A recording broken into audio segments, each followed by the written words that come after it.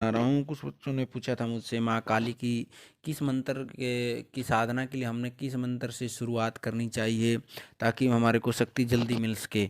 और दूसरा ये था कि हम कुछ बच्चे कहते हैं निवारण मंत्र से शुरुआत कर सकते हैं जी, कोई कहते हैं क्रिंग मंत्र से, क्रीम मंत्र से, एक ही बात होती है वो। और कुछ बच्चे कहते हैं जी साबर मंत्र से शुरुआत करें या फिर कोई चालीसा से शुरुआत करनी चाहिए ताकि हमारे को शक्ति जल्दी मिले और शक्ति के जल्दी अनुभव हो, शरीर पे शक्ति जल्दी से जागृत हो या किसी स्तोत्र से जागृत होगी। तो काफ़ी इस तरह के बहुत सवाल थे। और कुछ सवाल थे कि साधना के अनुभव कैसे होते हैं जी। हमने साधना के जो अनुभव होते हैं, जो सौपन होते हैं या अन्य अनुभव जो आते हैं, हमने किसी को बताने चाहिए। या साधना के बारे में जो हमारे को जानकारी किसी का खाना चाहिए, किसी दूसरे घर का पीना चाहिए या किसी दूसरे के साथ में बैठना कैसे चाहिए, हमारा साधना के समय स्वभाव कैसा होना चाहिए, विचार कैसे रहने चाहिए, साधना के समय में जो प्रक्रियाएं होती हैं। तो कुछ सवाल इस तरह के थे, सारी इनके मैं जवाब दूंगा आपको इस वीडियो में। आप जानकारी के लिए वीडियो को अंत तक ज़रूर देखना। और जिन जिन बच्चों ने चैनल को सब्सक्राइब नहीं किया वो चैनल को सब्सक्राइब करें। और हमारा बालाजी दरबार लगता है, दरबार संबंधी जानकारी और फिर किसी ने ऑनलाइन पूछा लेनी हो तो दरबार के व्हाट्सएप नंबर पर आप जानकारी ले सकते हैं। ऑनलाइन पूछा भी जाती है दरबार से। और यंत्र मंत्र तंत्र की जानकारी के लिए आप हमारे चैनल को सब्सक्राइब करें और वीडियो को शुरू करते हैं।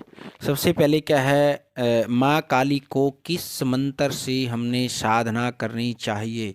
सबसे पहले मैं बताना चाहता हूँ सभी के लिए ये, हमने कोई भी माँ काली की नहीं या बाबा बालाजी महाराज की हो, बाबा गोरखनाथ की हो, भगवान शंकर की हो, माँ चुगानन की हो, मध्यानंद की, पीर की, फकीर की, किसी की भी साधना हो, शुरुआत जब हम करते, कुछ बच्चे जो करते हैं शुरुआत हमने किस मंत्र से, ये सबसे पहले आपने बीज मंत्र से शुरुआत करनी चाहिए।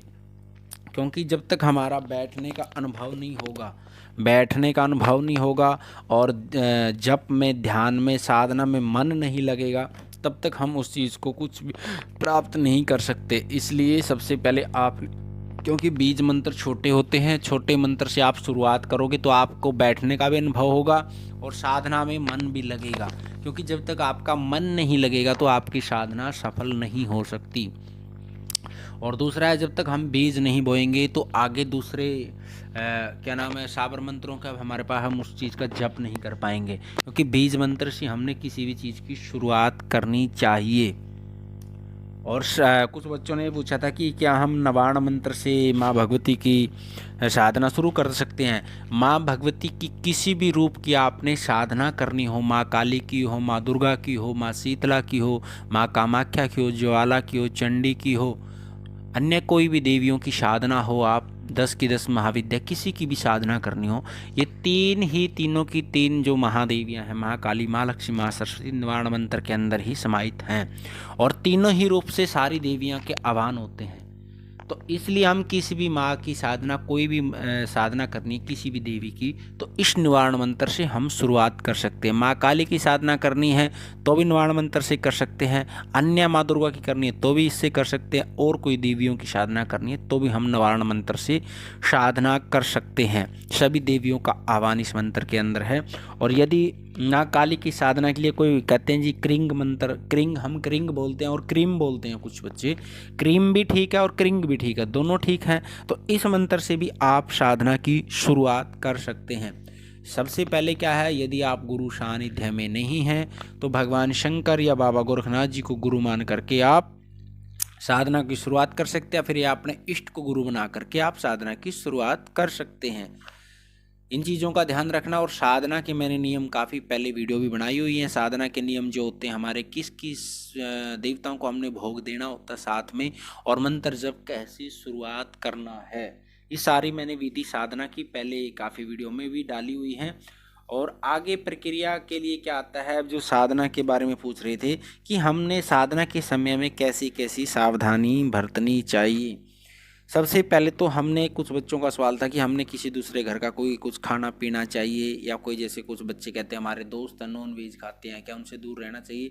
आपने साधना के लिए ना तो किसी दूसरे घर का कुछ भी खा सकते, ना पी सकते, ना किसी नॉन वेज वालों के साथ में उठना बैठ सकते, और ना किसी प्रकार की कोई मानसिक प्रक्रिया जो होती है हमारी अट्रैक्शन की किसी भी तरह की ना वो कर सकते। साधना के जो ये नियम हैं, क्योंकि इस दूसरे घर का खाना पीने के लिए कोई परिवारों में किसी के लिए सुद तक लग जाता, कहीं पैर तक लग जाता, तो आपकी साधना पूर्ण नहीं हो पाएगी, आपकी साधना बीच में ही रुक जाएगी।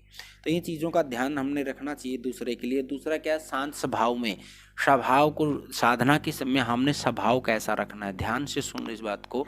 शांत स्वभाव में रखोगे तो शक्ति भी शांत स्वभाव में आएगी।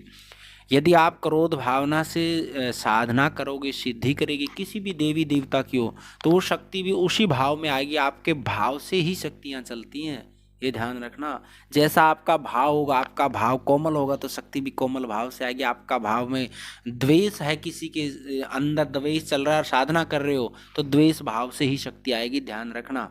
आपके शरीर को तोड़ेगी, आपको नुकसान करेगी फिर।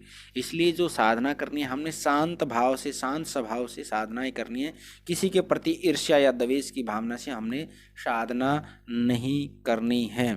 और आगे क्या है, साधना के समय जो हमारी जानकारियाँ होती हैं, आप या तो जिस किसी जानकार से सलाह लेते हो उसको इसके सारे अनुभव बता सकते हो, या फिर कि अपने गुरु को अनुभव बता सकते हो। अन्य किसी को साधना के बारे में जो गोपनीय अनुभव होते हैं वो नहीं बताने चाहिए। जब तक हम शक्तियों के बंधन में नहीं बनते ना, गुरु वचन होते हैं वे शक्तियों के वचन में नहीं बनते, तो इन अनुभवों को शेयर नहीं करना चाहिए। ध्यान से सुन लो, यदि आप शेयर करोगे तो आपको उस शक्ति की पावर नहीं मिल पाएगी। और आगे क्या है जानकारी है, कुछ बच्चों का क्या था कि जैसे जाप करते समय हमने 40 से जाप करना चाहिए, स्तोत्र से जाप करना चाहिए, या किसी मंत्र से जाप करनी, ताकि हमारे पास शक्ति जल्दी आए। सबसे मेन कारण, आप स्तोत्र से भी जाप कर सकते हो, पाठ कर सकते हो, किसी स्तुति का पाठ कर सकते हो, किसी चालीसा का से भी शुरुआत कर सकते हो साधना की। लेकिन जब तक आपका ध्यान या आपका मन नहीं लगेगा तब तक आपको सिद्धि नहीं मिलेगी। सिद्धि मिलती है भाव से। आपने कुछ भी चीज़ करनी है तो सबसे पहले आपका भाव होने की आवश्यकता है। बिना भाव के आप कुछ भी नहीं कर पाओगे। तो साधना की जो ये नियम है और हमने किस मंत्र से शुरुआत करनी, तो इन चीज़ों का ध्यान रखना चाहिए। आपको वीडियो अच्छी लगे, जानकारी अच्छी लगे तो आप वीडियो को लाइक करना और चैनल को सब्सक्राइब करना। और जो बच्चे ऑनलाइन पूछा लेना चाहते दरबार के व्हाट्सएप नंबर पर ले सकते हैं। अन्य यंत्र, तंत्र मंत्र, यंत्र और पूजा